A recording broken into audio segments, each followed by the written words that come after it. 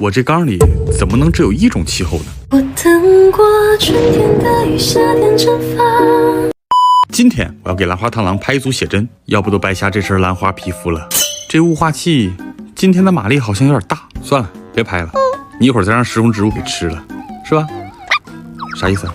这吓得小脸煞白。去那边，那边。哦，你想去这个缸，而且今天还有新的小怪物，咱是不是还没有会飞行的小怪物？海陆空今天凑齐了。这个缸没有食虫植物，你感觉咋样？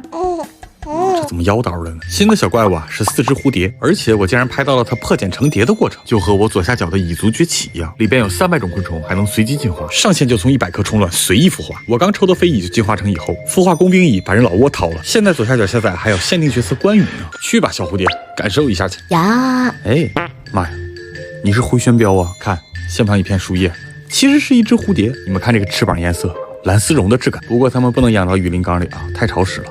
咱就是看一下，怎么着？回家了吧？你哪嘎悠嘎悠的？哎呀妈，真费劲，迈不过去了。我这缸里怎么能只有一种气候呢？3、2、1。我等过春天的雨，夏天蒸发，等过秋天的夜，冬天